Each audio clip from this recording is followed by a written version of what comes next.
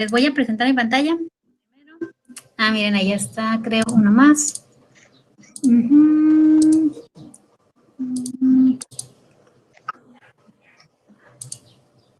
Pues sí, ahí está, listo. Ok, permitir. Ya, ahora pueden ver mi pantalla, ¿verdad? Ok, eso es lo primero. Rapidito. Esta es el concentrado de calificaciones. Les comentaba que aquí está, por ejemplo, si alguien mira la primera unidad, en la primera unidad el máximo valor era 15. Entonces aquí ya hay personas que tienen, por ejemplo, 16, que esto es por los puntos extras. Decidí respetarlos. Y bueno, en su segunda unidad, que también equivalía a 15, aquí esta persona tiene 14, entonces pues finalmente tiene casi 99, pero esto es únicamente el 30% de la calificación. Nos falta el 70. El 70, que es la tercera unidad, se compone de varios elementos. Uno de ellos es el cuestionario que ya hicieron llegar el día de hoy. Según yo, todos lo mandaron. Entonces, este ya está, únicamente me falta calificarlo. Esto de aquí, que son las participaciones de clase, no sé si recuerden que usualmente cuando teníamos clases en presencial, yo tenía mi listita y les iba poniendo puntos cuando alguien participaba. Bueno, yo pienso retomar estos puntos, pero algunos pues todavía no tienen participación. Entonces lo que voy a hacer es que voy a colocar una lectura, es una lectura creo que de 2 o 3 páginas, es muy breve, y les voy a solicitar a los que no tienen participación que por favor pongan un comentario público. Entonces ese comentario que ustedes coloquen ahí se los tomaré como participación para poder cubrir esto. Si ustedes ya participaron en clase, pues no se preocupen. Ya les colocaré su calificación sin que tengan que hacer absolutamente nada. ¿Ok? Y además de esto, hay 3 evidencias finales que ya les he anunciado mucho, ¿no?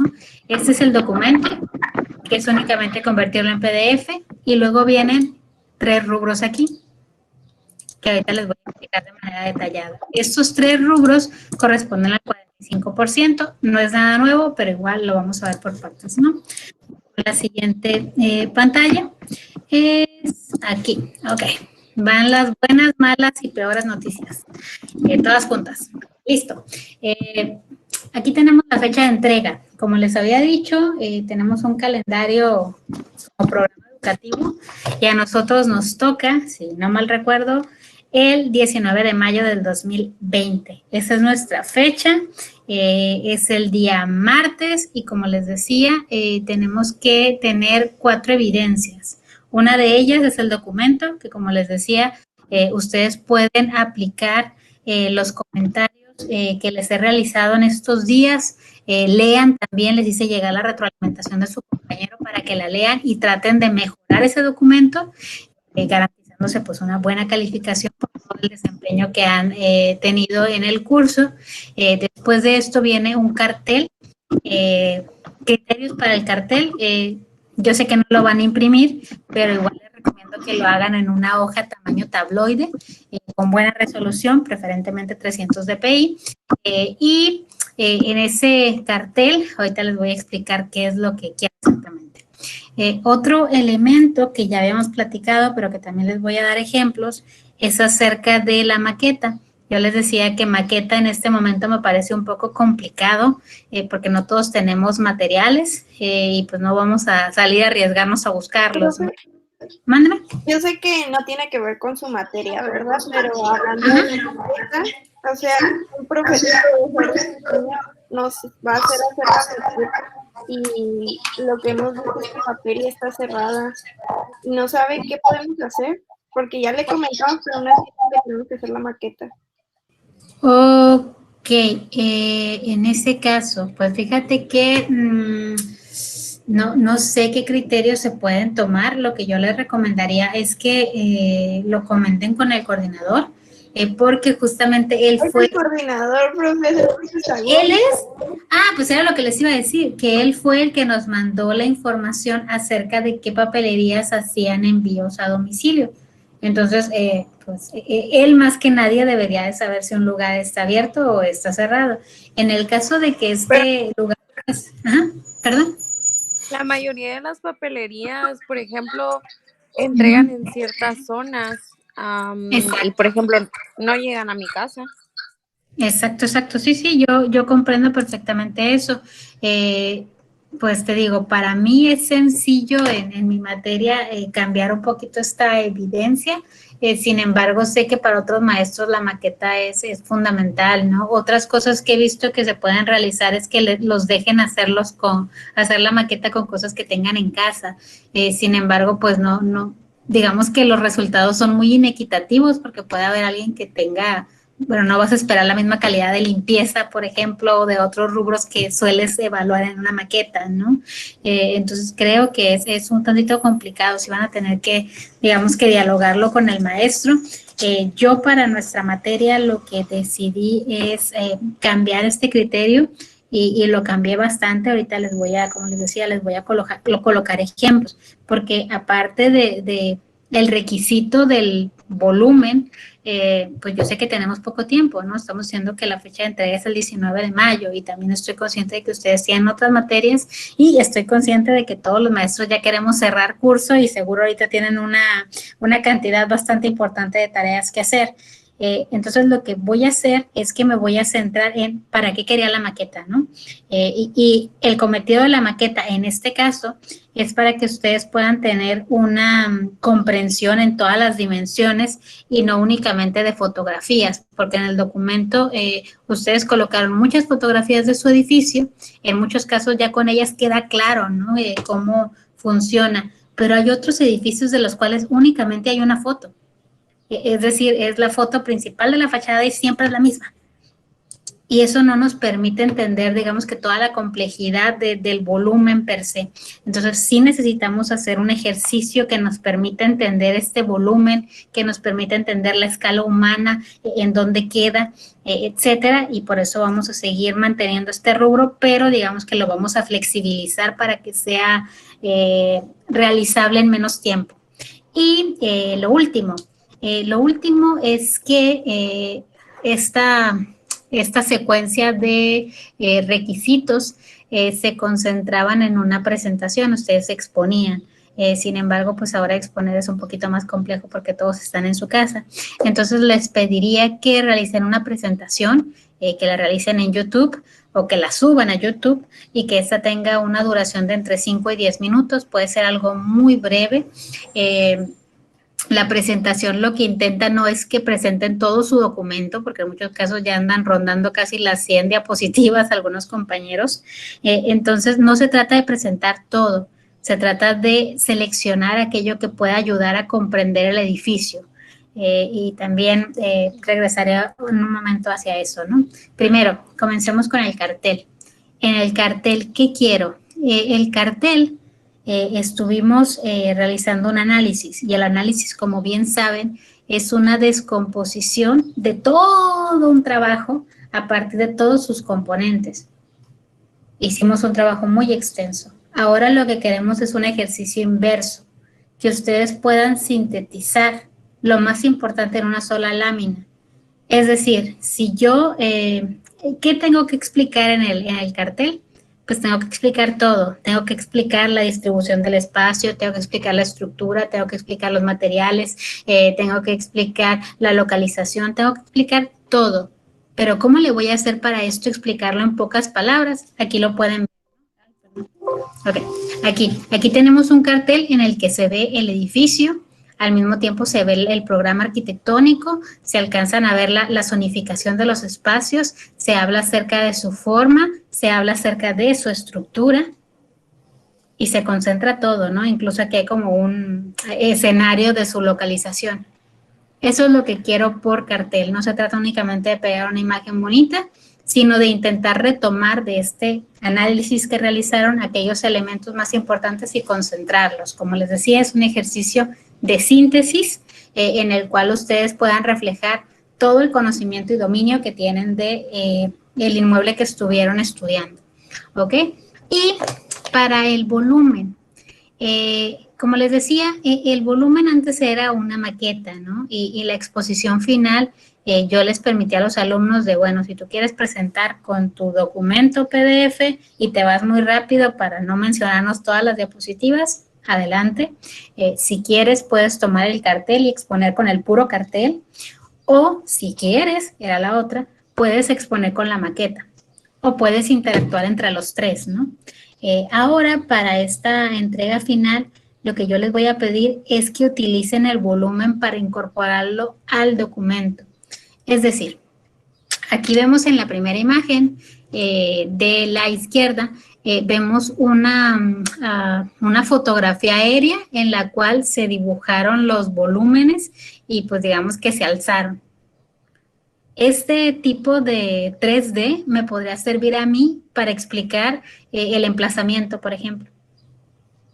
Si ustedes siguen con el siguiente ejemplo, se pueden dar cuenta de que aquí hay un modelo 3D un poquito más detallado, en el cual están explicando como todo el edificio en sí, pero no tiene muchos detalles. Es decir, no es necesario que detallen, el modelo es un modelo volumétrico únicamente para darnos una idea. Sin embargo, si ustedes quieren, por el contrario, utilizar el modelo para explicar, no sé, la ornamentación o la plástica arquitectónica, pueden hacer lo que se hace en el último ejemplo de la derecha, donde está el Arco del Triunfo y realmente es un volumen totalmente cuadrado al que se le empalmaron unas fotografías. En los 3 esquemas que les estoy presentando, las 3 propuestas de modelos son modelos muy sencillos. De hecho, incluso ustedes pueden hacer una búsqueda, yo por aquí ya hice una, en la cual se vayan a, ¿dónde está? No, a ver, bueno, que busquen yo la tenía abierta para ustedes y ahora no sé dónde la dejé. No, ok. Yo tenía aquí abierta hace un momento la galería, yo suelo usar la galería de SketchUp, no sé si ustedes también. Ahí está. Listo. Y si tienen mucha suerte, y capaz que sí, es que ustedes puedan encontrar el edificio que van a estudiar ya realizado por alguien más, ¿no?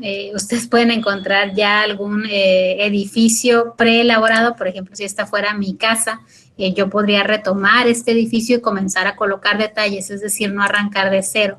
Obviamente se puede hacer así, va a pasar con, por ejemplo, aquí hay otro edificio, ¿no? También edificios famosos. Es importante mencionar que lo pueden hacer, pero si lo van a llevar a cabo, les dejé aquí abajito una notita que dice, si el modelo ya existe, debemos de darle crédito a la persona que lo realizó y evitar el plagio. Entonces yo tengo que dejar en evidencia, utilicé el modelo de alguien más, pero yo le incorporé esto o yo le sumé esto para que se pueda ver qué cosas hicieron ustedes. Mándeme. Eso sería en el video de la presentación, ¿no? Ok, esto es lo que estamos utilizando para suplir la maqueta. Ok, pero ¿eso en dónde iría entonces?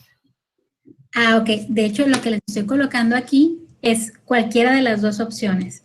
Ustedes lo pueden incorporar en el documento, es decir, si tú, por ejemplo, batallaste para la parte de estructura, porque yo te decía, oye, haz un dibujo o un diagrama donde se pueda interactuar el texto y las imágenes, pero tú nunca encontraste una imagen en la que se viera la estructura. Bueno, si tú decides hacer un modelo para reforzar la parte de estructura, tú lo colocas en el documento. Sin embargo, si tú utilizaste tu modelo 3D para explicar un recorrido, lo puedes colocar en el video o lo puedes utilizar en la parte de contextualización. Entonces, por eso aquí estoy dando como todas esas opciones. No sé si esta idea sea como un poquito rebuscada, pero a lo que voy es que ustedes pueden utilizar estas imágenes o estos modelos o estas capturas o recorridos que generen a partir de su 3D para colocarlos en su documento, para colocarlos en su video, pero como parte de la entrega yo voy a abrir 4 carpetas. En una carpeta les voy a solicitar que suban el documento en PDF, en otra carpeta les voy a pedir que suban en JPG su cartel final en tamaño tabloide, en otra de las carpetas les voy a solicitar que suban el archivo editable del 3D y que utilicen o coloquen ahí imágenes o capturas de pantalla de las imágenes. Y después, y por último, les voy a subir pues esta va a ser más una actividad para que coloquen los enlaces de sus presentaciones. ¿Sí, más o menos? ¿Queda claro? Si no, díganme, estamos juntos y podemos ir resolviéndolo. Sí, sí queda claro, maestra. ¿Sí? Ok, bueno. Entonces, eso es, como les decía hace un momento, esas van a ser las 4 evidencias finales. Van a tener que, digamos, que guardar la información de cada una de estas evidencias, tanto el documento, tanto el cartel, el modelo y la presentación. Entonces, esos 4 elementos van a ser los elementos de la entrega final. Ya no le voy a sumar nada más a la entrega, no se preocupen. Eso es de aquí hasta el 19, ¿no? Que tampoco es tanto tiempo. Pero bueno, así quedamos entonces. Si hay dudas, pueden preguntarme. Les aseguro que no me voy a molestar de volver a repetir esto o de alguna cosa que a lo mejor no he considerado y que podemos reconsiderar. Si quieren hacerme llegar avances, también estoy en la mejor de las disposiciones para ir aconsejándolos de ser necesario, pero ustedes desde ahora saben que tienen hasta el 19 y no va a haber solicitudes adicionales, salvo la lectura que les comento que pues van a tener que realizar aquellos que no tengan participaciones, si es que quieren ese 10%, si no, pues lo dejan pasar y tampoco pasa nada, ¿no? Ok, y ahora sí. A lo que nos toca para el día de hoy. Disculpe, maestra. Ajá. Disculpe, en el video de la presentación, ¿tenemos que salir nosotros o puede ser así como ahorita de que se está grabando pantalla y se escucha nuestra voz? Muy buena pregunta. ¿Eres Carlos? Sí. ¿Luis? Carlos. Carlos. Ok, sí, muy buena pregunta, qué bueno que me lo comentas. No sé si ustedes están muy versados en hacer videos o si ya lo han hecho para otras clases o qué sé yo. Existen algunos programas o algunas páginas en las cuales yo subo una presentación, un PPT, y yo comienzo a grabar mi voz y entonces queda como video. Tú lo descargas, lo subes a YouTube y se acabó, ¿no? También si alguien decide hacerlo un poquito más interactivo, también hay otras aplicaciones en internet en las cuales se graba la pantalla y al mismo tiempo sale un cuadrito chiquito en el que salen ustedes.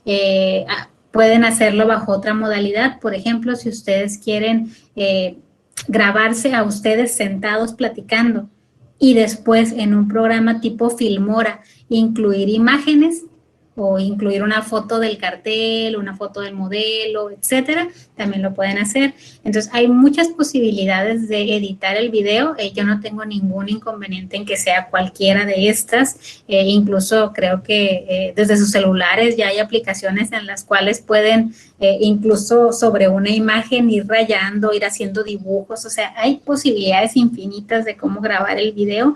Ustedes pueden auxiliarse con la que pues mejor les convenga, con la que más les guste. Yo no tengo ningún inconveniente. Lo único que sí les pido es que se sujeten al tiempo, es decir, que si tratan de que sea 5 minutos, 10 minutos. Mándeme.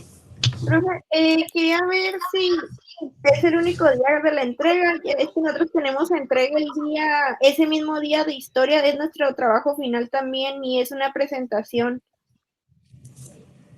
Ok, como te decía, yo me estoy apegando al calendario que nos mandó el coordinador de la carrera. Se supone, supongo yo, que historia debe tener otro día porque no creo que les hayan programado 2 entregas el mismo día. Yo no tengo inconveniente de ampliar el plazo de la entrega, pero pues te digo, es el día que nos asignaron, ¿no? O sea, yo para mí no pasaría nada si en vez de entregarme el martes me entregan el sábado, yo no tengo inconveniente. El problema es que estas fechas yo no las coloqué, las colocó pues la coordinación de arquitectura y deberíamos de respetarlas. Entonces, digo, contestando de manera puntual, déjame platicarlo con el coordinador. Si el coordinador me da luz verde para que yo les pida la entrega el sábado 23, creo. Ajá, el sábado 23, pues adelante, ¿no? Yo les amplío la fecha. De momento yo la voy a colocar, las entregas, voy a colocar ahí fecha límite, 19, porque así lo tenemos estipulado en el calendario, pero si yo logro negociar con el coordinador que les puedo ampliar un poquito la fecha, yo se los comento y les digo, se actualizó la fecha de entrega, así como el otro día que se me pasó que era feriado, creo, y les puse un comentario de, oigan, olviden que era para este día y lo pasamos a otro, ¿no? No pasa nada. Ok, profe. Ok, yo lo negocio. ¿Algo más? ¿No? ¿Empezamos entonces? Profesora, sí. Mándeme. Con lo que comentó de la maqueta, ya que dijo que si lo encontramos en la galería SketchUp, nada más sería darle créditos al creador. Bueno. ¿O cómo? Ok, vamos de nuevo. Si tú utilizas algo que encontraste vamos a pensar en esta, ¿no?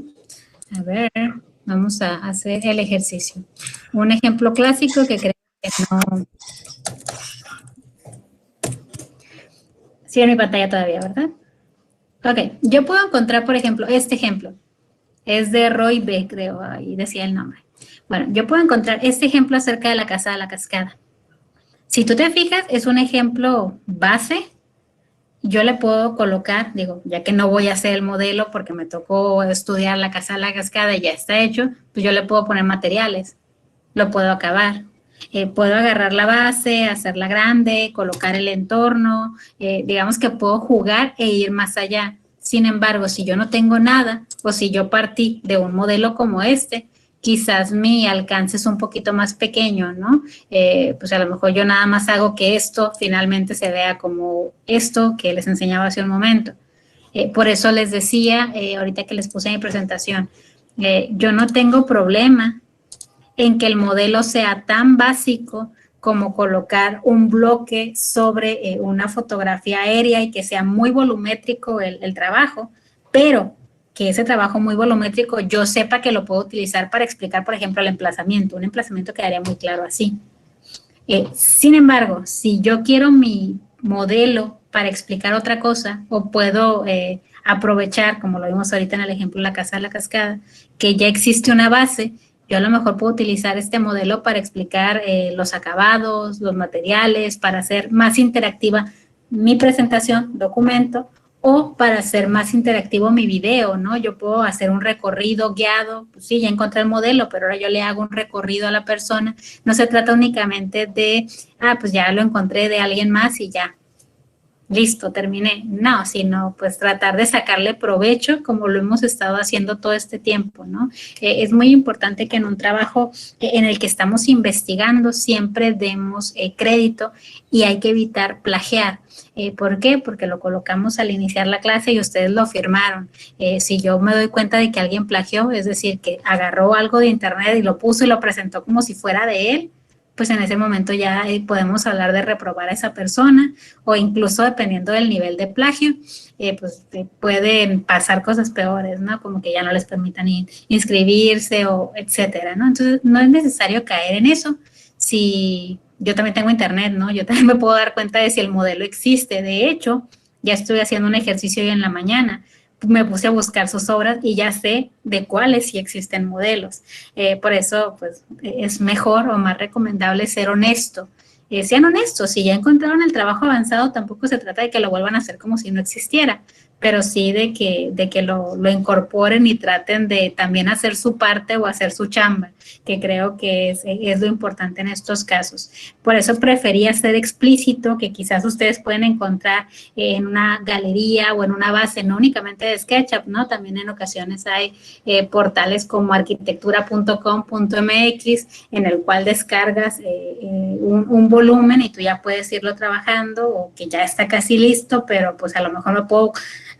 si ya tengo mi edificio, puedo hacer los alrededores o puedo hacer los 2 edificios que están cercanos, qué sé yo, ¿no? Hay muchas maneras de ir sumando para tener un mejor producto final. A lo que voy con todo esto es que sí tenemos que trabajar en este modelado o en esta visualización, esta volumetría, pero tampoco quiero que se desvivan en ello, ¿no? Si van a empezar de cero, pues piensen en un modelo sencillo. Si van a partir de un modelo que ya existe, pues piensen en incorporar otras cosas para que no parezca únicamente un robo de trabajo. Y pues ya, como ven.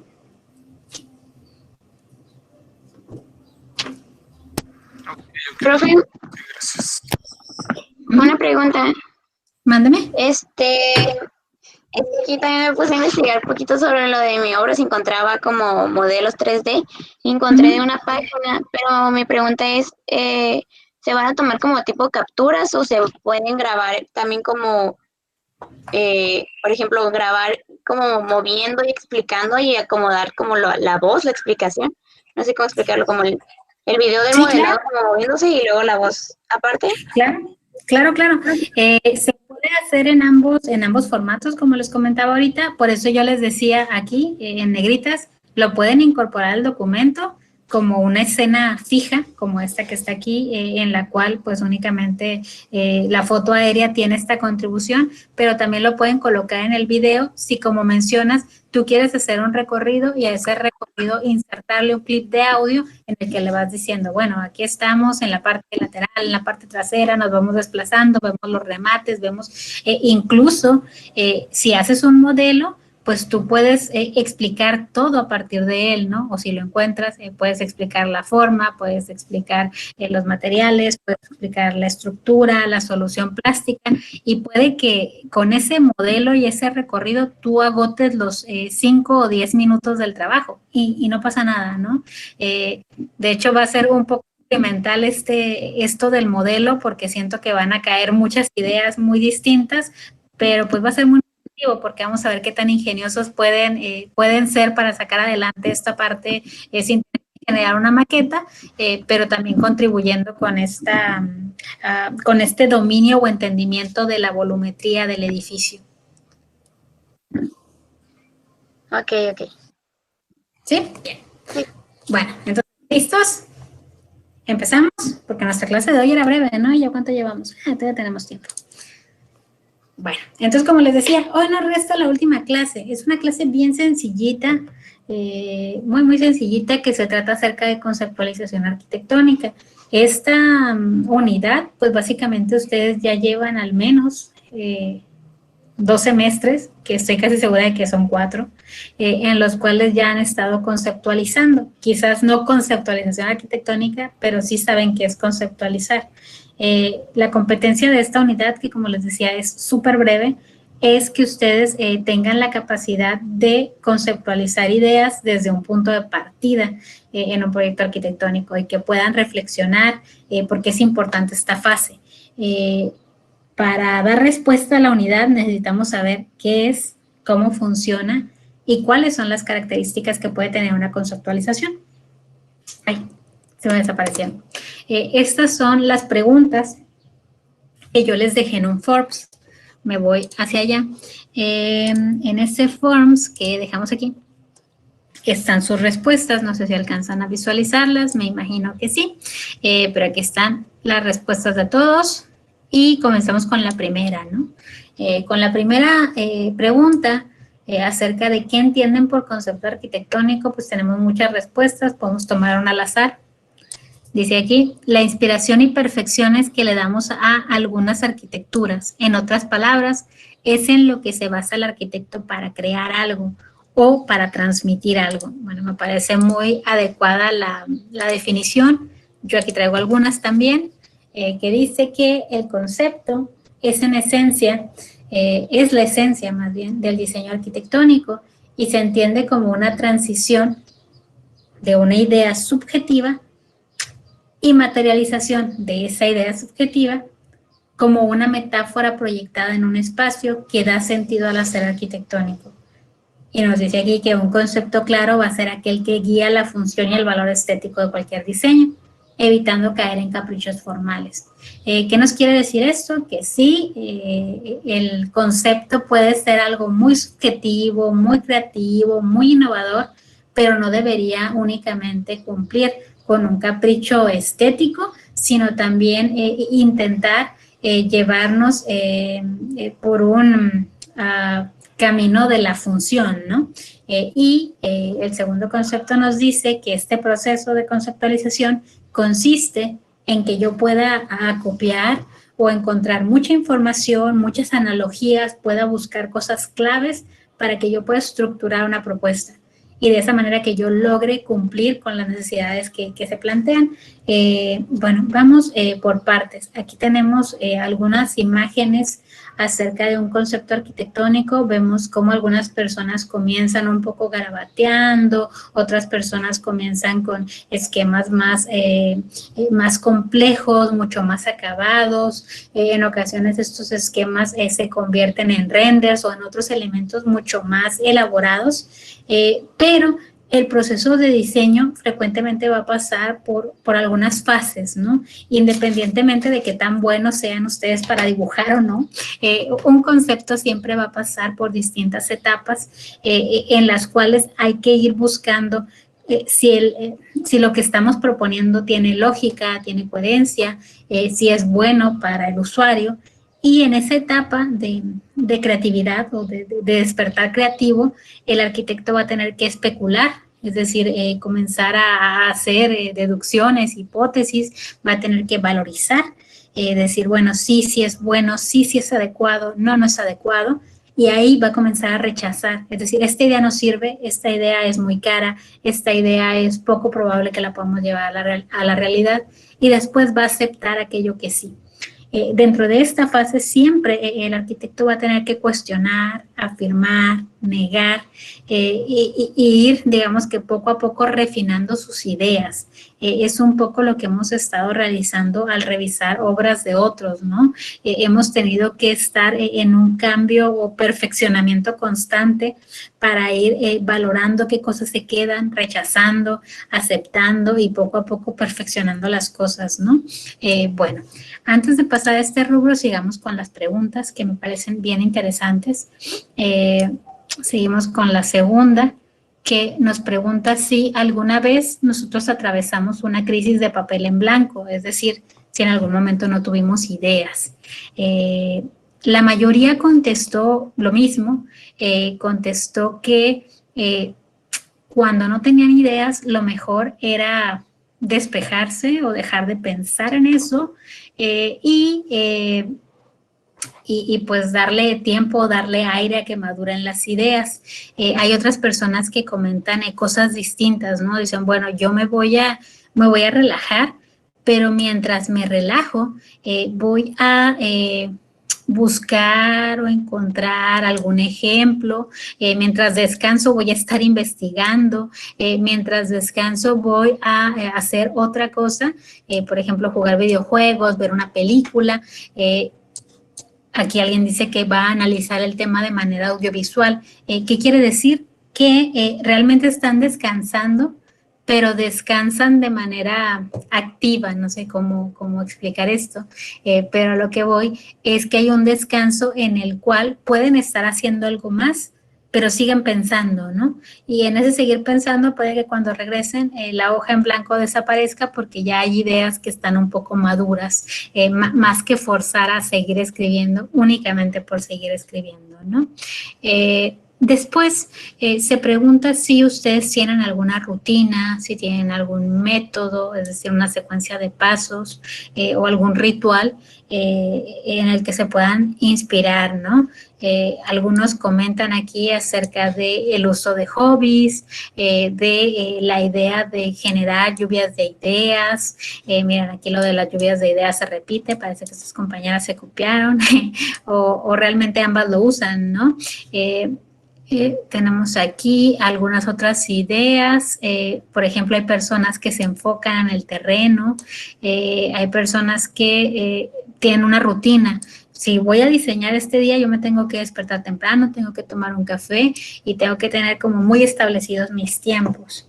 Yo he tenido estudiantes que para esta pregunta me contestan, bueno, profesora, va a sonar bien mal, pero yo lo que hago cuando no tengo ideas es que me encierro en el baño. Y entonces yo decía, pues, ¿qué tiene de malo, no? Realmente si a ti te funciona, si tú necesitas paz y tranquilidad y tienes una familia de 10 integrantes, pues a lo mejor el único sitio en el que puedes encontrar esa relajación es en el baño, ¿no? Y tampoco pasa nada. Pero es muy importante que nosotros comencemos a hacernos estas preguntas, porque poco a poco vamos a ir descubriendo nuestra forma de hacer las cosas, ¿no? Mientras más uno crece en edad y en sabiduría, digamos que vas encontrando tus propias manías y sabes qué cosas te funcionan y qué cosas no. Y en ese sentido de irnos conociendo como diseñadores, pues hay que pensar, a ver, ¿qué cosa puedo yo utilizar como inspiración creativa? Y dice alguien, bueno, yo como inspiración creativa puedo utilizar Pinterest, puedo utilizar la naturaleza, puedo utilizar ciertas páginas de internet, puedo, bueno, hacer un montón de cosas, ¿no? Hay algunos que dicen, bueno, yo no sé, no sé qué utilizo como fuente de inspiración. Y tampoco es malo, ¿no? No creo que no exista, más bien es que no nos hemos dado el momento de poder reflexionar y ver cuál es nuestro patrón, ¿no? Cuál es la cosa que siempre hacemos para inspirarnos. Para algunos la inspiración puede ser el silencio, aquí lo mencionan las compañeras, ¿no? Y si ustedes se puedan ver documentales de grandes arquitectos, se van a dar cuenta de que no hay una receta secreta. Tanto un arquitecto puede tomar en cuenta el entorno que está alrededor y el bullicio y demás, como alguien puede decidir que hay cosas más intelectuales, ¿no? Que yo no voy a hacer caso al usuario, pero lo que yo voy a hacer es que me voy a poner a leer libros de sociología para comprender cómo es el comportamiento y darles a esa familia todo lo que requieren. No hay, insisto, recetas secretas, pero sí es muy importante que ustedes comiencen con este ejercicio de autoconocerse, no únicamente como individuos, sino también como diseñadores. Y si seguimos en esta fase de irnos conociendo, esta pregunta me gusta porque los invita a reflexionar en qué cosas se pueden tomar en cuenta más allá de la creatividad. Entonces nos vamos a dar cuenta de que algunos dicen, bueno, a mí me gustan los materiales. Acá hay otro que repite materiales. A mí me gusta que sea funcional. A mí me gusta que el ambiente que se genera sea agradable. Otra vez acá funcionalidad. Acá, bueno, aquí alguien dice, a mí las pláticas y las opiniones, ¿no? Y volvemos a lo mismo. Para algunos arquitectos es muy importante la creatividad, que el resultado formal o físico sea siempre como muy impactante y muy original. Por ejemplo, Gehry, ¿no? Pero hay algunos otros arquitectos que dicen, bueno, es que si la casa parece una caja de zapatos no hay ningún problema, pero dentro de esa caja de zapatos pueden existir algunas habitaciones que te invitan a contemplar el exterior, o pueden existir algunas habitaciones que te inviten a la meditación o qué sé yo, ¿no? Hay otras personas que dicen, bueno, es que yo no necesito un lenguaje rebuscado, no necesito curvas, yo voy a hacer que los materiales con sus texturas, con sus colores, sean los que te generen un impacto. E insisto, todas las vertientes son válidas. Ustedes se podrán dar cuenta que en el ejercicio de análisis que estuvieron realizando de manera tan detallada, pues no había elementos comunes. Cada arquitecto sabe si para él es importante la parte de ornamentación o no lo es, si es importante la parte de estructura. Por ejemplo, a mí me asombró mucho que en los trabajos que se realizaron acerca de Calatrava, la parte estructural eran 10 páginas en su presentación, y yo decía, bueno, pero es que hay otros compañeros que batallan para la parte estructural y generar una diapositiva. ¿Por qué? Porque depende de qué era lo que motivaba al arquitecto, además de la creatividad, ¿no? ¿Qué otros elementos hay que tener en cuenta? Y esta me fascinó, esta pregunta sí nunca la había hecho, ustedes son los primeros a los que se la realizo, pero me gustaron las respuestas, ¿no? Yo les decía, ¿ustedes creen que sus diseños tienen una firma? Si tienen, pues digamos que un sello o una marca particular, la marca de Arauz o la marca de Contreras, de Cruz, Dorado, y puedo seguir, ¿no? Con todos ustedes. Bueno, las respuestas son, algunos no saben, algunos sí saben, pero no saben qué, algunos dicen que sí, pero no me dicen cuál es. Entonces, creo que esta pregunta todavía queda muy en el aire. y espero que ustedes poco a poco en este conocimiento al que los invito a tener, van a ir descubriendo cuáles son esas inspiraciones que ustedes toman. Y las últimas dos preguntas son más sencillas, más generales, acerca de los materiales con los que plasman las ideas, si es lápiz, si es papel, si es un sketch, si es una servilleta. Hay alguien que me dice aquí que, por ejemplo, ¿con qué herramientas lo plasmas? Y dice aquí esta persona que con concreto, madera, acero y madera. Entonces, no me imagino cómo son sus sketches, pero creo que hay muchas personas que... Perdón, profe, es que yo no entendí esa pregunta. Igual yo creo que lo leí mal. Ya me habías emocionado, Luis. No, es que yo pensé que con qué proponías los materiales de tu diseño. Yo siempre uso concreto, acero y madera para pisos, paredes y acero para estructura. Pero no, ya ahorita que miro las respuestas, no, pues si era con qué plasma, no, pues sí uso lápiz y papel, como todo. Fíjate, Luis, a mí, de hecho, como vivo aquí con un estudiante en casa, está apenas en tronco común y tiene una clase que se llama, ¿cómo se llama? No me acuerdo, técnicas de bocetaje. Entonces, pues los bocetos frecuentemente suelen ser elaborados en papel. En una de las entregas, ella decidió que en vez de realizar la entrega en un sketch en papel, decidió hacer una maqueta. Y para la maqueta, pues retomó un montón de materiales, retomó madera, retomó unas mangueras de una lavadora que andaba por ahí rondando y demás. Y entonces, pues todos nos quedamos pensando, yo creo que su maestro también, porque me lo comentó después, me dice, es que me dijo que pues el boceto frecuentemente es en papel, ¿no? Pero a mí me queda más claro si tiene 3 dimensiones. Yo decía, pues sí. Es que para diseñar no debería de haber tantas limitantes, ¿no? También tengo una amiga que es artista, que tiene su negocio, y entonces ella frecuentemente se pone a modelar madera para hacer piezas, y ahora esas piezas de madera las vende a sus estudiantes, que frecuentemente son niños, ¿no? Por eso ahorita que vi la respuesta me sorprendió y dije, órale, pues es que estaría padre ver eso, ¿no? No, profe, no. Bueno, te invito a que lo hagas, estaría padrísimo. Una alternativa ahí que usábamos nosotros en industrial era el Oasis. El Oasis claro. es muy moldeable. Y siento yo que nos serviría mucho, pero pues no, nunca he mirado que lo usen en arquitectura. Pero sí es muy padre usar Oasis. Se corta y se moldea muy fácil. Muy bien. Bueno, sigamos entonces, chicos. Ya solamente nos queda una pregunta para reflexionar.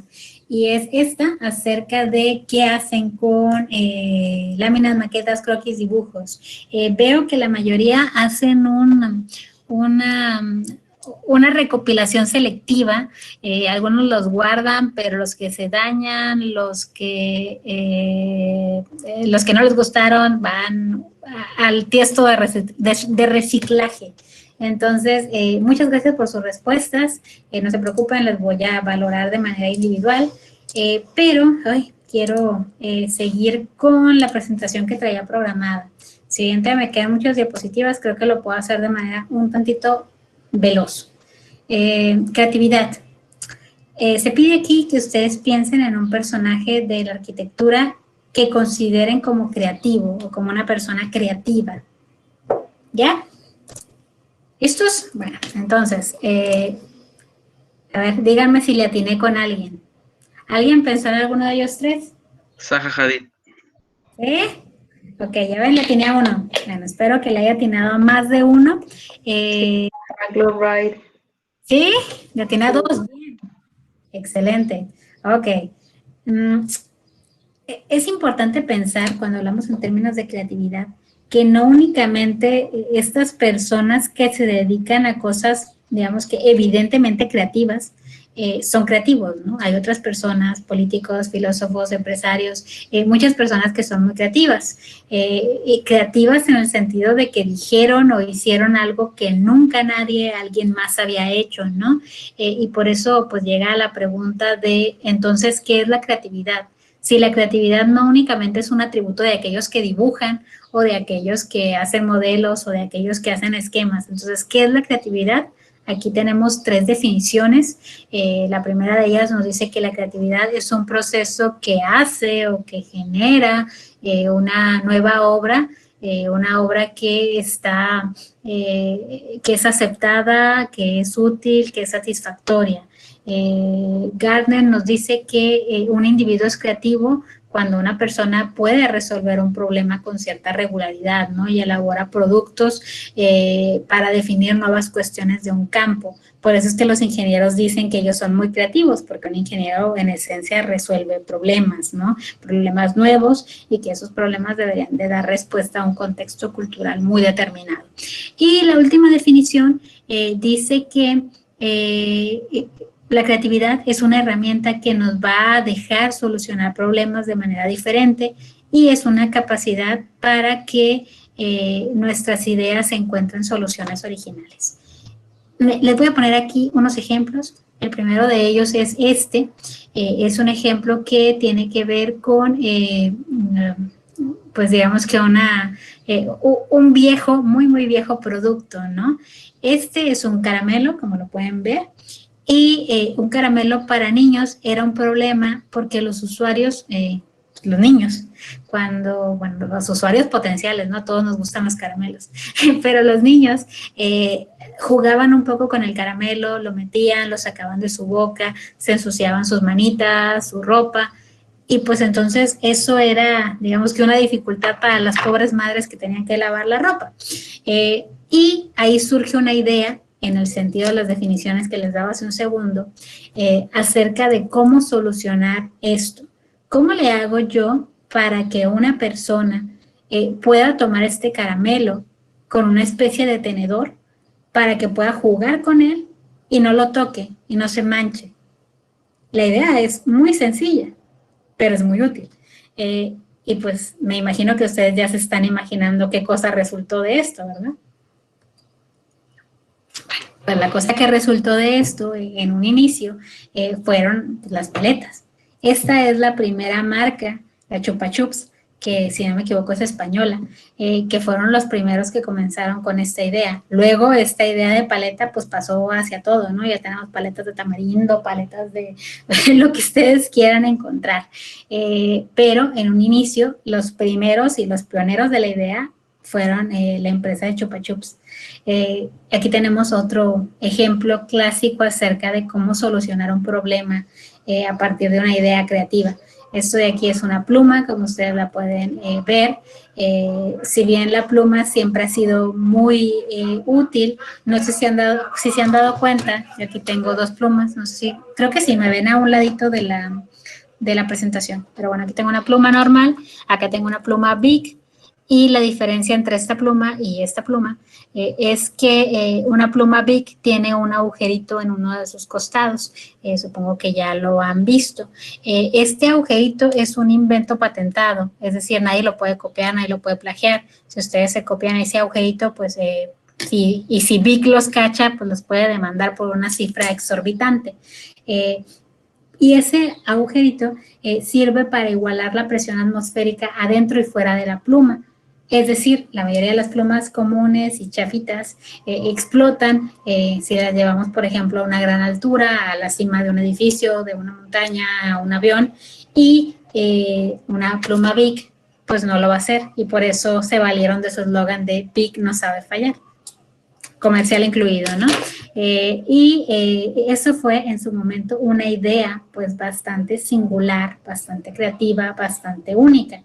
Pero entonces ahora viene la pregunta, y entonces, ¿cómo le hacemos nosotros para poder detonar la creatividad? Es decir, para que la creatividad no sea esa cosa caprichosa, insólita, que no sabemos cuándo surge ni por qué, y que no sabemos cómo despertarla, ¿no? ¿Cómo le hacemos para utilizar la creatividad a nuestro antojo? Que eso es lo que siempre quiere una persona que está en el ámbito creativo, ¿no? Un diseñador siempre desea, ay, esperen, está pasando el de las tortillas, creo.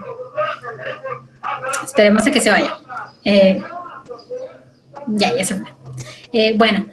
Características de la creatividad es que implican que una persona sea o que posea más bien una flexibilidad mental, que pueda dar varias respuestas, que pueda modificar sus ideas sin ser tan rígido, que sea fluido, que tenga esa capacidad de ser productivo, de dar varias respuestas, que sea persistente. Una persona creativa frecuentemente no abandona. Es decir, si sabe que algo no está funcionando, eso se le mete en la cabeza, lo taladra y entonces dice, tengo que conseguir una solución.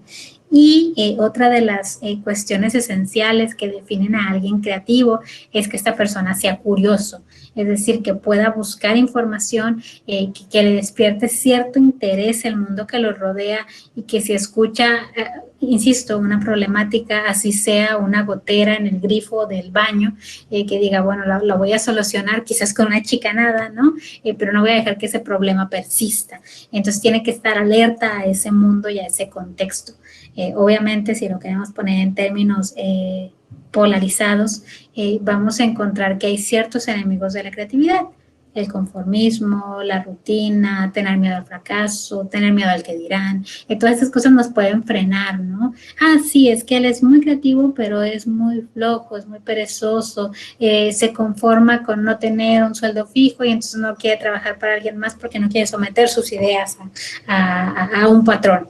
Y bueno, ese es como uno de los esquemas que siempre rigen a alguien creativo, porque hay un montón de películas que hablan acerca de cómo los diseñadores o los influencers toman un trabajo en una oficina, comienzan a caer en un círculo de rutina y pues ya luego sus ideas creativas se quedan como adormiladas, ¿no? Entonces parece que esta ecuación de un ser creativo es como una persona que tiene que ser muy libre, pero a la vez no tan libre porque luego va a preocuparse por el qué dirán y va a preocuparse porque sus ideas no sean tan buenas y es un poco complicado el vivir de géneros creativos, como ustedes ya podrán irse dando cuenta en los próximos años cuando comiencen a trabajar de lleno en esta profesión. Ok, tengo algo que comentarles. Me quedan varias diapositivas, creo que me tardé mucho en la parte de explicarles la entrega final. No sé si tengan clase porque nuestra sesión de hoy únicamente duraba 1 hora. Si quieren, puedo continuar, pueden abandonar voluntariamente aquellos que tengan otro compromiso, pero voy a dejar grabada esta sesión para que la puedan retomar en el momento que lo deseen adecuado, ¿no? O si quieren continuar conmigo, pues adelante, pero yo sé que ya acaba nuestro horario de clase, entonces lo dejo abierto a ustedes. Yo voy a continuar hablando porque sí quiero explicarles esto que queda pendiente.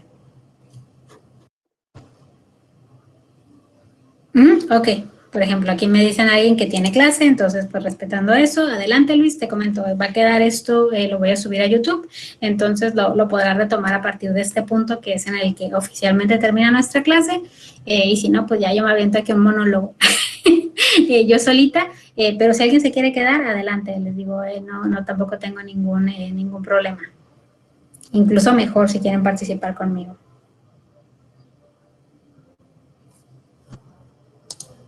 Bueno. Ok. ¿Hay más? Se quedan de valientes. Bueno, permanencia voluntaria. Prometo que intentaré no tardarme mucho, ¿correcto? A ver, ¿aquí me dijo algo? Creo que no. Ok, bien. Entonces, sigo. ¿Dónde me quedé? Hay algunas preguntas importantes acerca de cómo se beneficia el arquitecto del pensamiento creativo. Es decir, cómo un arquitecto en concreto, un alumno más en concreto, puede sacar provecho de la creatividad. Y como les decía, tenemos que aprender a utilizar la voluntad y no que la creatividad nos utilice a nosotros. Aquí hay una frase que no me acuerdo de quién es y creo que no puse bien la cita, perdónenme. Dice que un estudiante de arquitectura frecuentemente hace uso de algo que se llama las fuentes de imágenes o la memoria arquitectónica. Es decir, Nadie sufre una súbita inspiración creativa en una rama de la actividad de la cual carece conocimientos y experiencia. Solo el conocimiento y la experiencia dan lugar a la inspiración y hacen tronar la creatividad. No sé si alguna vez les ha tocado, a mí sí, que alguien te diga, es que eres muy joven para ser creativo, es que eres muy joven para hablar de eso, es que tú no sabes nada acerca de ese tema. ¿Les ha pasado? Supongo que sí. A mí me ha pasado en bastantes ocasiones y es por este cliché en el cual se piensa que cuando alguien es mayor, tiene más experiencia y entonces tiene más sabiduría y puede hablarte con mayor soltura de un tema, ¿no? Eso quiere decir, según Garrido, que ningún joven o ninguna persona joven puede ser creativa, por definición, porque pues no tiene experiencia. De hecho, los alumnos de arquitectura frecuentemente cuando salen dicen, profe, es que no me quieren contratar porque no tengo experiencia, pero ¿cómo voy a tener experiencia si acabo de salir de la carrera? Bueno, ese es un tema muy clásico, por decirlo de alguna manera, y entonces nos tenemos que preguntar, ¿cómo nacen las ideas en aquellos que no tenemos experiencia? O los que no sabemos, ¿no? Y la mala noticia es que la literatura dice o apunta que los alumnos de arquitectura para poder hacer sus primeros diseños, toman información prestada de sus clases de teoría y de historia de la arquitectura. Es decir, los alumnos diseñan por imitación. No tienen una creatividad propia, realmente están imitando. Eso que acabo de decir es muy grave, porque pues nos hace pensar que pues entonces todos los alumnos, si están llevando historia de la arquitectura bizantina, pues todos sus diseños tendrían que ser bizantinos. Muy raro, ¿no?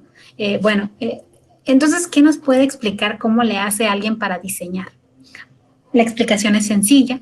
Se dice que cada diseñador, cada persona que se dedica al área del diseño, tiene ciertos pedazos de conocimiento que se forman a partir de sus vivencias. Es decir, si es una persona que ha viajado por muchos lugares del mundo, puede alimentarse de esos viajes para construir, ¿no? Y que pues, los edificios tengan una inspiración japonesa o tengan una inspiración colonial o qué sé yo, ¿no? Entonces, en esta conformación de vivencias propias, esta persona va a hacer uso de los lugares en los que ha estado, del lugar en el que nació, del lugar en el que estudió, así como cuando ustedes hacían la parte de antecedentes y yo les decía, coloquen ahí la información que sea importante para determinar por qué el arquitecto es así.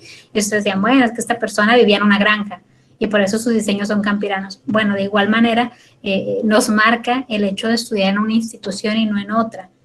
Por ejemplo, yo estudié en Mexicali, yo me convertí por añadidura y sin saberlo en una arquitecta que tiene conocimiento bioclimático y que tiene conocimiento estructural, porque Mexicali es sísmico y tiene un clima horrible. Y yo no sabía eso. Ustedes al estar estudiando en la ciudad de Tijuana, lo quieran o no, tienen en su formación o van a tener en su formación muchas disciplinas que están vinculadas con el ámbito de lo urbano. ¿Por qué? Porque lo urbano es una preocupación en Tijuana. Van a tener muchas materias que tengan que ver con tránsito, van a tener materias que tengan que ver con la planeación urbana, van a tener materias que tengan que ver con el desarrollo urbano. ¿Por qué? Porque son las preocupaciones que están en el lugar, que les aseguro que no es la misma forma en que están enseñando arquitectura en China, que probablemente están concentrados en cómo la inteligencia artificial puede comenzar a construir los edificios. Entonces, este tipo de cosas marcan mucho qué tipo de arquitecto eres. Vamos a ponerlo con ejemplos más simples. Yo puedo tener un conjunto infinito o reducido de piezas. Yo puedo tener muchos elementos, es decir, puedo tener muchas memorias, muchas experiencias, puedo haber viajado a muchos lugares o por el contrario puede que no, que yo solamente conozca Tijuana y es más, nunca he salido ni a Tecate. Puede ser. Entonces yo tengo que valerme de ciertos métodos o ciertos pasos que en el cuestionario era lo que les estaba preguntando, ¿no? ¿Qué utilizas? No, pues utilizo películas, no, pues utilizo música, no, pues, ok, utilizo cierta rutina, me voy al campo abierto y comienzo a tomar inspiración de la naturaleza, ok, entonces yo puedo tener diferentes métodos y de mi experiencia o del cúmulo de información que yo tengo, más los métodos y la forma en que yo rutinizo esto, se pueden dar muchas posibilidades de articulación. En la parte de abajo yo tengo unos legos. se desconocen los Legos. Hay algunos Legos que son de la marca y otros que son piratas. Está bien, pero todos tienen la misma función.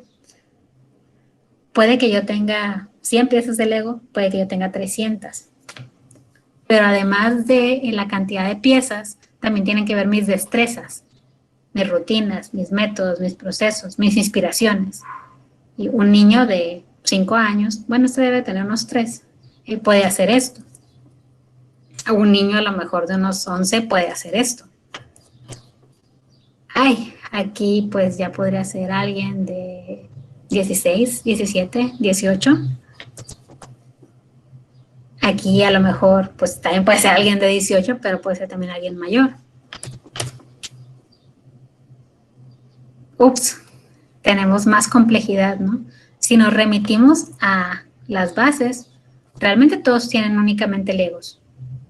¿Pero qué hicieron con ellos? Pues depende de la creatividad, de cómo solucionaron los problemas, de qué métodos y pasos siguieron.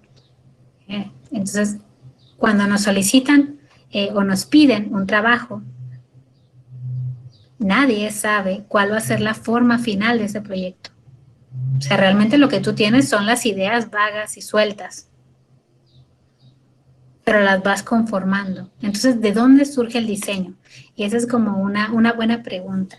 Si ya dijimos que el arquitecto no nace con una súbita y de repente, ya tengo todas las ideas del mundo, sino que esta persona va tomando estas ideas de las cosas que, digamos que de los consumos culturales que tiene, de los consumos de literatura, de cine, de música, de Pinterest, no importa.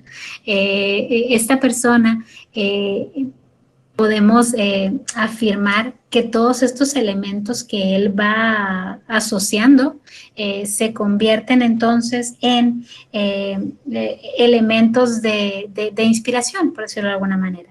Entonces, la arquitectura moderna ha descubierto en el cine, digamos que un muy bueno, un muy estimulante, refrescante, inspirador.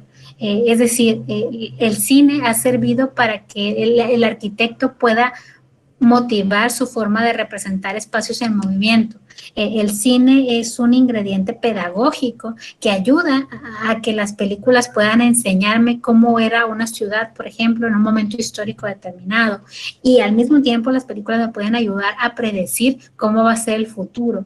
Por eso es que series clásicas como la de Star Trek o Star Wars han sido claves para cómo ir construyendo la arquitectura futurista. Obviamente en muchas ocasiones no se convierten en predicciones, pero sí hay elementos que se retoman del cine para después convertirlos en nuestra vida cotidiana, ¿no? Y nos dice aquí de Versa que la puesta en escena de un lugar como un marco donde se realizan las acciones y que es lo específico del medio fílmico es comparable al peculiar cometido que tiene la arquitectura, disponer de espacios con relación a un contexto y actividades humanas. Entonces, forzosamente el cine y la arquitectura tienen cosas en común y por eso no es de extrañarnos que tantos arquitectos sean tan cinéfilos, ¿no? Que les guste tanto ver películas y que alguien diga, pues entonces, ¿qué hiciste cuando tenías tu papel en blanco? Me puse a descansar, pero me puse a descansar viendo una película. Pues entonces no estás descansando, realmente estás tomando inspiración quizás del cine para entender cómo hacer espacios donde puedas socializar o donde puedas pues, realizar otras actividades concretas, ¿no?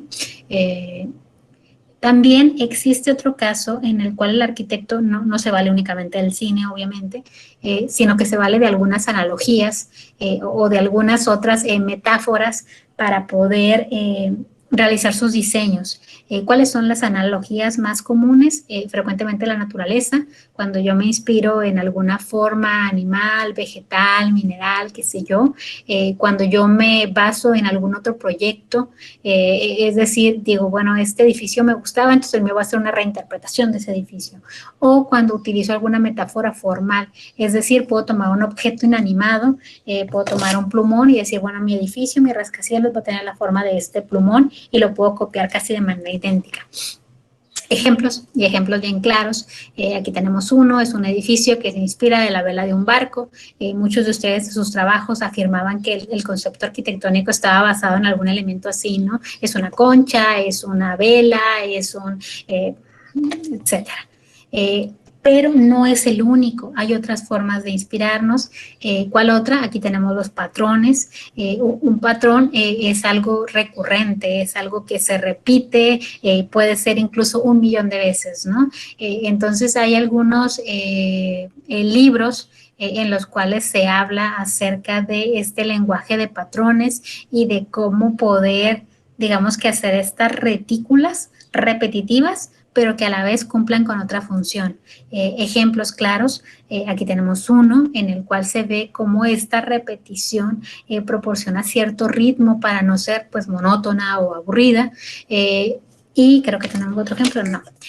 Tengo solamente este, pero esta forma de conceptualizar también la han utilizado algunos de sus arquitectos. Por ejemplo, se me viene a la mente la pirámide de Louvre, en la cual son unos rombos. Y entonces yo preguntaba, ¿cuál es el concepto? Y decían, el concepto es la iluminación. No, el concepto no es la iluminación. El concepto es la repetición de patrones. Entonces, ojo con esto, hay que colocarlo en sus documentos para aquellos que todavía no tienen bien identificado el concepto arquitectónico. Recuerden, el concepto no siempre es como este que es tan obvio, ¿no? O tan literal, en el cual un objeto se convierte en un edificio y se traslada, sino que hay otras opciones como esta de los patrones o como esta otra, ¿no? En la cual existe una abstracción, que esta abstracción es una operación intelectual en la cual yo voy a separar los elementos que frecuentemente están juntos, ¿no? Y yo los voy a separar para comenzar a darles ciertas cualidades especiales a cada uno de ellos. Lo voy a descomponer, como decía hace un momento. Esta descomposición, este desglose de elementos, pues representa un cierto grado de abstracción. Por ejemplo, si ustedes buscan una pintura de Picasso, ustedes se van a dar cuenta de que hay un nivel de abstracción muy amplio, en el cual un rostro se convierte únicamente en un par de siluetas o de formas geométricas muy básicas. Entonces, esta descomposición también se puede llevar, obviamente, a la arquitectura, puede llevarse de manera total, es decir, deconstruyendo totalmente un edificio, o pues de manera un poco más sutil, ¿no? Y en ciertas formas. Aquí hay un ejemplo en el cual vemos en la parte de arriba a unas personas que quisiera decir que están bailando, pero puede ser que estén peleando. Entonces, estas personas que pelean se convierten en una abstracción, de hecho en 3 abstracciones que son parte de un mismo diseño, pero que son 3 propuestas distintas, ¿no? Entonces vemos cómo estas personas que están bailando y su movimiento se intenta recrear a partir de formas básicas en los 3 ejemplos, ¿no? Pero vemos cómo cada imagen de la parte superior se relaciona con la que tenemos en la parte inferior, y vemos cómo en todas ellas existe esta alegoría hacia el movimiento. Insisto, no son las únicas formas de conceptualizar, hay más. Aquí tenemos una más, en la cual nos basamos en una fase muy intelectual. No sé si alguno de ustedes la utiliza. Esa es que yo tengo un problema, y entonces me voy a investigar y a documentarme acerca del problema. Me voy y entrevisto a personas que van a utilizar probablemente este edificio, comienzo a hacer una documentación, un diagnóstico, y luego con mis conceptos. Es decir, yo no parto del concepto de manera arbitraria o artística, sino que lo hago de manera muy racional. Frecuentemente este es el proceso de conceptualización que les solicitan todos sus maestros de diseño. Es, haz un análisis de sitio y luego haces un diagnóstico, vas y conoces al cliente, les haces preguntas, les haces un programa, y lo que intenta es ser una propuesta mucho más racional, ¿no? Las otras eran un poquito más libres y más flexibles. Obviamente se pueden combinar, pero esta es la más usual. Lo curioso es que esta es la forma de conceptualizar más usual que les solicitan a ustedes, pero si ustedes se ponen a pensar en las obras que estudiaron, se van a dar cuenta de que es el menos usual. Es decir, la mayoría de los grandes arquitectos famosos que ustedes seleccionaron se basan en estas otras posibilidades, digamos que más, pues más caprichosas, ante esta que requiere como más esta reflexión. Aquí tenemos un ejemplo claro acerca de cómo puede pasarse esta racionalización en este ejemplo de, creo, si no me equivoco, que es Artes y Oficios, en el cual se puede ver la Casa Roja, en la que se diseñó desde la puerta, el tenedor, la cuchara, haciendo una correlación entre distintas disciplinas para no pasar nada por alto, ¿no? Asociaciones antiguas que están siempre vinculadas a la arquitectura es, por ejemplo, el arte. Ustedes se dieron cuenta que desde finales del siglo XIX, con esto que vimos en las primeras clases acerca de los historicismos y obviamente en toda esta arquitectura moderna y posmoderna, ha dado como resultado muchas vanguardias artísticas, todas ellas han tenido un gran impacto y es muy interesante que nosotros podamos observar cómo digamos que se retoma este hilo conductor entre el arte y la arquitectura, porque el arte inspira la arquitectura inspira el arte y siempre es como una relación muy estrecha. Esto se puede observar todavía de manera muy clara en algunas disciplinas del diseño arquitectónico, como por ejemplo el diseño paisajístico, y en él se utilizan digamos que estas inspiraciones de manera muy literal. Ustedes pueden ver en este ejemplo que les estoy mostrando ahora como una obra pictórica y al lado derecho tenemos una obra arquitectónica o espacial al menos, son tan similares que pues alguien podría pensar que este jardín es una obra de arte, ¿no? Obviamente nadie tiene esta vista de pájaro, pero créanme que el diseñador sí estaba pensando en una inspiración artística para poder plasmarlo. Aquí nos falta otro, este ya es de los últimos, si no me equivoco. Este está un poquito más complicado, así que les voy a pedir que me ayuden a participar. Aquí nos habla acerca de los conceptos, preceptos y afectos. Nos dice, el concepto debe de poder lograr un efecto de relevo entre la teoría y la práctica para ser capaz de afectar la vida. El arte extrae preceptos y afectos que no deben de ser confundidos con percepciones o sentimientos, ya que los preceptos son paquetes de sensaciones que se relacionan entre sí y se mantienen en aquel que los experimenta. Y los afectos son devenires, relaciones de un cuerpo con otra cosa, que desbordan a aquellos que los experimentan y devienen en otros. Está bien complicado, ¿verdad? Bueno, los dejo que lo sigan reflexionando. Voy a leerlo de vuelta para ver si queda más claro y espero que ya estén pensando en ejemplos para que me ayuden. Dice, los conceptos deben de lograr un efecto de relevo entre la teoría y la práctica para ser capaces de afectar la vida. El arte extrae preceptos y afectos que no deben de ser confundidos con percepciones o sentimientos, ya que los preceptos son paquetes de sensaciones que se relacionan entre sí y que se mantienen en aquel que las experimenta. Y los afectos son devenires, relaciones de un cuerpo con otra cosa que se desbordan a aquellos que los experimentan en devenires y otros. Y bueno, a ver, déjenme, voy para ver cuántos quedamos. ¡Oh! Se mantuvieron en permanencia voluntaria muchos, qué gusto. Cuéntenme, ¿quién me puede ayudar un poquito?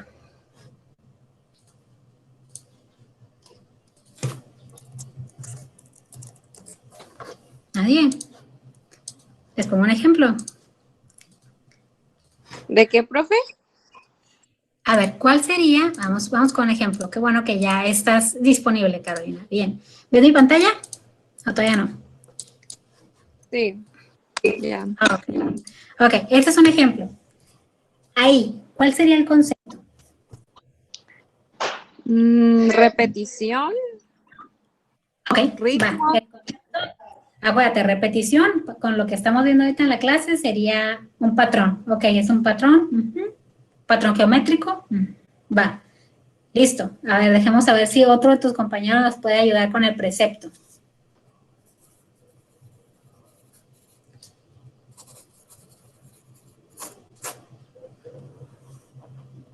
Cruz no tiene participaciones. Mesa tampoco tengo registradas participaciones. Villegas tampoco tengo registradas participaciones.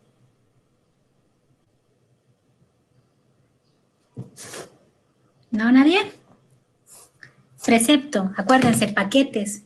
Paquetes paquetes de sensaciones. Acuérdense que una sensación es algo que te puede, digamos que viene vinculado con tu parte, pues, no sé, visual, kinestésica. ¿Cuál puede ser? Puede ser que como están estos espacios, tal vez no como tal ventana, o sea, como que se mira que entra como luz, te da como una sensación de estar no simplemente como atrapada en un como cubo, sino que entra como a una sensación de libertad, por así decirlo. Ok, bien. Entonces puede que este lugar despierte en mí, digamos, no de manera afectiva. Yo no quiero todavía eso. Ahí vamos. Pero lo que sí quiero es que despierte en mí una sensación. Por ejemplo, una sensación podría ser inseguridad o podría ser, ¿qué podría ser? A ver, inseguridad, podría ser sentirme inquieto. Ok, una sensación en lo que tú estás comentando podría ser la calma, ¿no? Este lugar despierta en mí tranquilidad, despierta calma. Eso no es un afecto, eso es un precepto. ¿Cómo se siente esta persona? Esta persona se puede sentir en este espacio acogida. A ver, ¿qué otra cosa se te ocurre? Eras mesa, ¿verdad? Sí. Okay. A lo mejor también se puede sentir, se va a sonar como un poco espiritual, pero a lo mejor no en ese sentido, pero me refiero de que con varia iluminación, a lo mejor con ideas claras le ayuda como a tener ideas claras. No sé cómo, qué sensación podría tener, pero o sea, referente a eso de que tenga varia iluminación, podría sentirse atraída a tener ideas. Ok, bien. Siento que se siente incompleto. No sé por qué. Como de que hay y no hay.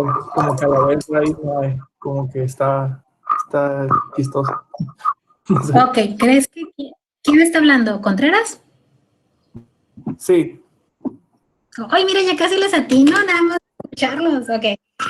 Ok, Contreras. Efectivamente, puede que alguien sienta con estas ventanas que parece que ni cortinas tienen, que se siente como la ventana indiscreta, ¿no? Que se sienta un poco espiado, que se sienta un poco como vulnerable ante la exposición. Podría ser. Expuesto, exacto. Y ahora, un afecto que podría despertar este lugar. ¿Afecto como tranquilidad o paz, algo así? No, afecto es cómo esta persona ya se relaciona con el espacio. Vamos de vuelta. Son relaciones que la persona va a generar con la cosa o con el edificio que se desborda. Es decir, estos afectos no los va a tener cualquier persona, o sea, los va a tener quien lo habite comúnmente. Por ejemplo, ahorita estamos en cuarentena. Imagínense que alguien está en cuarentena ahí viviendo. ¿Qué experiencias puede tener y qué afectos le puede despertar?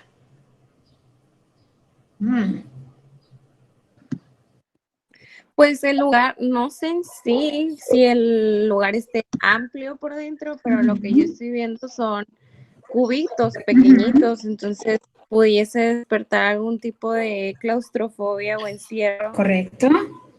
Ok, la claustrofobia o el encierro te va a despertar por fuerza un precepto, es decir, una sensación, tú te vas a sentir encerrado, pero ahí seguimos en precepto. El afecto es que a lo mejor aquí quien vive es una persona, un joven, puede vivir un joven de unos 20, 25 años y este joven que vive ahí vive con su pareja. Entonces, en esta cuarentena se dieron cuenta ellos dos y su niño, tienen un niño de 3 años, que tuvieron que convivir muchísimo. Y ahí, por azares del destino, su hijo dio los primeros pasos. Ese espacio ya se va a convertir en algo afectivo para él. Cuando regrese a trabajar o regrese a la escuela o regresen a su dinámica común, van a extrañar ese lugar porque ya le vertieron un afecto, perdón. Del caso contrario, si en este lugar están encerrados y sintiendo este precepto de claustrofobia que nos comentaba Carolina, puede que esta persona lo único que quiera es escapar y su afecto, en vez de ser un afecto positivo, va a ser negativo. Es más, él sabe que cuando termine la cuarentena lo que va a hacer es poner en renta ese lugar para volver a la casa de sus padres, con toda su familia. Pues depende de la persona que lo habite, ¿no? Ahí está, exactamente. ¿Quién participó? Mariel, recuérdame. Jiménez, perfecto. Exacto, Jiménez. Por eso es que era la diferencia entre estos tres. Una cosa es lo que puede conceptualizar el arquitecto. Mi idea era que el lugar fuera un lugar artístico inspirado en patrones. Ese es el concepto. El precepto es las cosas que va a despertar, los paquetes de sensaciones, como aquí lo menciona, que va a despertar en el usuario, ¿no? O sea, este espacio puede parecer claustrofóbico, puede parecer bien iluminado, puede parecer espíritu, ok, sí, todo lo que va a aparecer. Sin embargo, en un tercer momento, quien lo experimenta, únicamente la persona que lo vive con habitualidad, o de manera habitual, perdón, es la persona que va a tener un devenir o que va a poder generar un lazo directo con el espacio. No es lo mismo que, por ejemplo, ustedes inviten a una carne asada a un amigo, pues esa persona puede tener un afecto hacia su casa porque pues ahí se hacen las buenas paris, pero no es el mismo al que tienen ustedes que ya llevan encerrados en su casa, pues, ¿qué? ¿Un mes y medio? No es igual, ¿no? Entonces, el que experimenta es el único que va a sentir este afecto, que insisto, no tiene que ser en sentido positivo, también puede ser en negativo, pero cualquier persona que pase incluso por la acera puede tener un precepto. Puede decir, ay, en esa casa yo no me acerco porque espantan. Va. El concepto lo tendría el arquitecto, pero por eso es la diferencia entre estos tres. No sé si queda más o menos claro. Y ya lo pusimos con un solo caso para estudiar tres cosas que podrían parecer muy vinculadas, pero que al mismo tiempo son muy distintas, ¿no? Porque una cosa es la parte sensorial, el precepto, otra cosa es la parte afectiva, que es el lazo que se genera hacia el espacio debido a su continuo uso, y pues otra cosa es lo que el arquitecto en sus buenas intenciones intentó conceptualizar. ¿Va? Ok, de hecho, eso que acabamos de mencionar tiene mucho que ver con que si no mal recuerdo es el último, que se trata del empirismo y la subjetividad. Con empirismo nos estamos refiriendo a el conocimiento que surge de la práctica y con subjetividad nos referimos a lo relativo, lo que puede cambiar dependiendo de persona en persona, ¿no? Ahí están dos definiciones, una de la RAE, las dos son de la RAE. Y ¿qué es importante en esto? Y esto sí lo tienen muy en mente muchos arquitectos, de hecho si se ponen a ver documentales en esta cuarentena se darán cuenta de ello. Bueno, en esta cuarentena no, porque ahorita no tenemos de tarea, pero en vacaciones. Si en vacaciones se ponen a ver documentales se van a dar cuenta de que esto tiene mucho que ver en la concepción de muchos arquitectos. ¿Por qué? Porque dependiendo del contexto sociocultural de la persona para la que estamos diseñando es que dependen muchas cosas, ¿no? Nosotros vemos aquí en la primera imagen a la izquierda un comedor y ese comedor pues tiene unos cojincitos en el suelo. Yo sé que para nosotros es mucho mejor esto que está en la imagen que acabo de sobreponer, ¿no? Miren, de vuelta, ahí está un lugar con unos cojines en el piso y aquí tenemos una mesa pues tradicional para nosotros. Sin embargo, que para nosotros esta mesa sea más funcional no quiere decir que esta no lo sea, sino que una está adaptada a un contexto cultural y la otra está adaptada a otro. Muchos arquitectos tienen esto en mente, es decir, no pueden existir diseños internacionales. Cada diseño requiere que tú pienses en tu usuario. Si ustedes se convierten en arquitectos y les toca cubrir las demandas de sus clientes, desafortunadamente lo que suele hacer el arquitecto es dibujar desde arriba. Es decir, si yo soy una persona que como en mi silla y mi comedor, pues tu diseño va a tener una silla y un comedor. Pero ¿qué pasa? Que no le preguntaste a los usuarios cómo eran sus prácticas. Y quizás esto parezca como muy lejano a ustedes, sin embargo, les puedo contar que en México también ocurre, ¿no? Supongo que a los que estudiaron en teoría conmigo ya les di este ejemplo, pero se los recuerdo, ¿no? En algún momento les comentaba a los chicos que tengo una conocida investigadora que estuvo trabajando en Mérida, Yucatán, en unas casas, en un proyecto de elaborar unas casas de interés social y intentaban darle refugio a comunidades indígenas mayas. Entonces, ellos les dotaron de todo lo que necesitaban, ¿no? Espacio para su sala, comedor, cocina, como cualquier casa de interés social. Pues imagínense el mismo esquema constructivo. Se los amueblaron. Entonces, era la propuesta de hacer que tuvieran un mejor nivel de vida. Cuando los mayas llegaron a habitar sus casitas de interés social, lo primero que hicieron es que agarraron la estufa, la sacaron afuera, tomaron las camas y los aventaron. Aventaron los colchones, bases y toda la cama para afuera. Esta investigadora que estuvo involucrada en el proceso de diseño dice que en el primer momento dijo, bueno, qué ignorantes, o sea, ¿qué les pasa? ¿Por qué no quieren o por qué no aceptan mejorar su calidad de vida? Y ella se acercó pues con la curiosidad, que era lo que les decía, atributo principal de la creatividad, y con curiosidad llegó con ellos y les dijo, oye, ¿por qué tiraron las camas? Digo, lo de la estufa lo entiendo, dicen ustedes que sabe más rica la comida cuando la hacen a leña, pero las camas, ¿por qué? Entonces, estas personas le dicen, ¿sabes qué? Pues es que en la cama yo me siento todo rígido, todo mal. Yo quiero mi hamaca.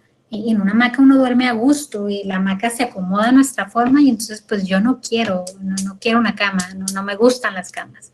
Y pues dice que en ese momento ellas no entendían, ¿no? Pero finalmente para las siguientes fases constructivas, porque era uno de esos fraccionamientos de portales 1, 2, 3, 4, bueno, una zona residencial muy grande, decidieron ya no colocar camas, sino únicamente dejar los ganchos para las hamacas. Y como le hacían, como eran cuartitos muy chiquitos de 3x3, es que colocaban una y la otra la colocaban en diagonal para que entraran dos hamacas a diferente altura. Una era para las personas mayores y otra era para los niños, ¿no? Entonces, ellos se tuvieron que familiarizar con cómo utilizaban las hamacas para poder satisfacer la necesidad de estas personas. Yo conté esto hace muchos años en una clase y uno de mis alumnos me mandó un correo y me dice, profe, mire, sí es cierto. Y yo, pues claro que es cierto, porque yo les compartí la noticia, ¿no? Y me mandó una nota de periódico donde aparece esta imagen que ustedes pueden ver en el lado derecho, en el cual está una persona en una hamaca. Y la nota periodística dice, poblaciones indígenas solicitan que se coloquen hamacas en los hospitales porque aseguran que tienen una recuperación más rápida. Entonces, bueno, ahí va el ejemplo, ¿no? Acerca de cómo en nuestros conceptos arquitectónicos en ocasiones no únicamente tiene que ver la creatividad y lograr espacios que repitan patrones o lograr espacios que se parezcan a obras de arte o lograr espacios que pues sea un movimiento abstraído o que sea una vela, una pluma o un tarro de crema representado ahora en un edificio, sino que en ocasiones nuestra fuente de inspiración puede ser única y sencillamente nuestro conocimiento o nuestra experiencia de cómo vive la persona a la que le vamos a dar una propuesta arquitectónica, ¿no? Y bueno, ya para cerrar, porque ya hablé mucho, perdónenme por el tiempo, pero para mí sí era muy importante cerrar bien la clase, es que la última pregunta, digamos, del curso es saber si ustedes ya identificaron con facilidad cuál era la inspiración o el concepto que utilizó el arquitecto que estuvieron analizando en su obra. En muchos casos yo sé que la respuesta es que sí, pero también me di cuenta de que hay al menos creo que unas 4 personas que todavía no lo tienen identificado. Entonces espero que esta breve lección les haya servido para identificar algunas posibilidades y que ustedes puedan hacer conjeturas acerca de en qué cosa creen que se inspiró su arquitecto, ¿no? Que seguro lo van a encontrar y por favor lo describan en el documento final porque como les decía, esa es la última misión que tenemos. Y salvo eso, pues yo ya acabé. Me tardé un poquito más, pero bueno, espero que haya quedado claro. Chicos, dudas, comentarios, ya estamos a punto de cerrar. Hablen ahora. Nada, pues solamente es la entrega y listo, ¿no? Usted la va a subir y ya. Correcto, yo voy a ir subiendo las carpetas para que ustedes coloquen las entregas, les voy a colocar ahí la descripción, este video lo voy a subir por si ustedes quieren regresar a algún apartado, si quieren recordar en qué quedamos para la entrega final, si algo no aparece, si algo tienen dudas, si no quieren volver a ver el video, no hay problema, me escriben y yo voy a tratar de estar atenta. como les comentaba, existen todavía algunas personas que no tienen ninguna participación. Entonces voy a colocar esta breve lectura para que los que así lo deseen puedan hacer comentarios y tomárselos a favor de participación. Y pues ya con eso acabamos básicamente el curso.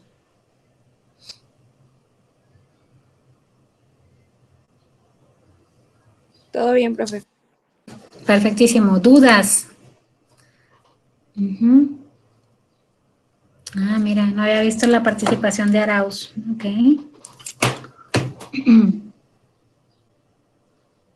Bueno, pues entonces si no tienen duda, chicos, ya no me queda nada más que hacer un gran comercial. Espero que se encuentren muy bien.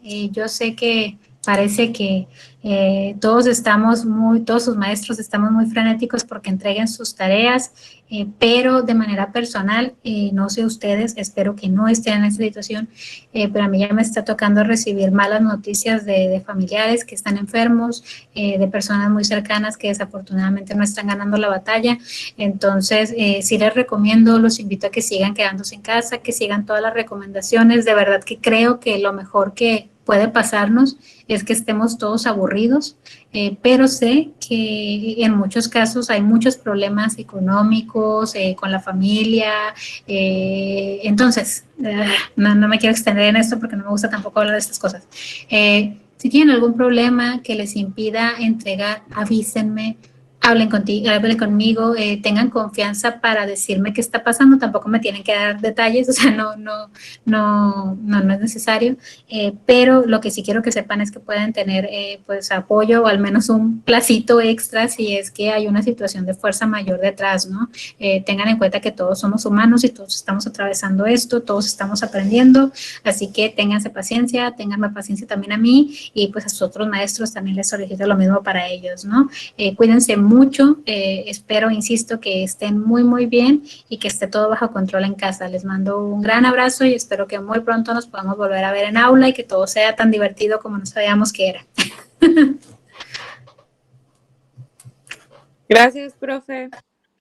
De nada, chicos, cuídense mucho. Entonces, me despido, un abrazo y fuera. Bye, profe. Bye, profe. Igualmente. Bye.